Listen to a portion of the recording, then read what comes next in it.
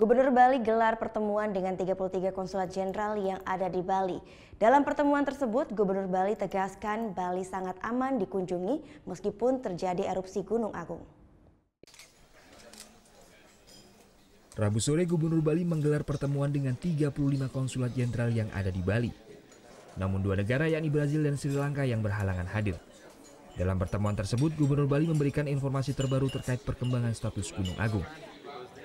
Gubernur Bali Made Mangkupastika menjelaskan seandainya Gunung Agung meletus, tidak akan ada korban jiwa karena area 12 km dari bibir kawah sudah dikosongkan dari segala aktivitas masyarakat dan sudah terpasang alat deteksi dini erupsi Gunung Agung.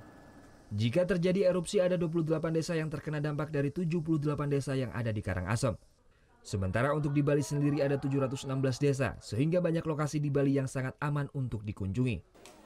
Dalam pertemuan tersebut, Gubernur Bali berharap 5 negara yang telah mengeluarkan travel advisory agar mencabut himbauan tersebut. Tadi saya kan ada 5 negara ya yang sudah menetapkan memberi travel warning untuk masyarakatnya yang akan datang ke Bali.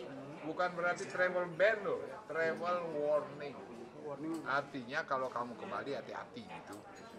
Ya, kalau ke Bali hati-hati. Nah itu saya minta juga tadi sudah saya sampaikan upaya diangkat saja.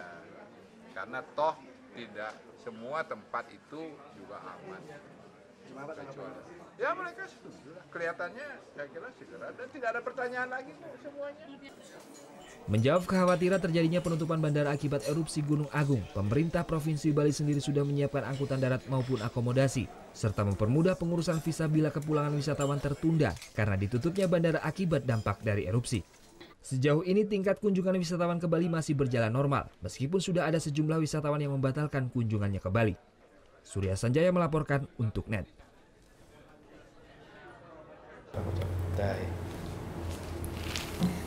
Udah selesai kan nontonnya? Nah, jadi jangan lupa buat like, komen, dan subscribe ya.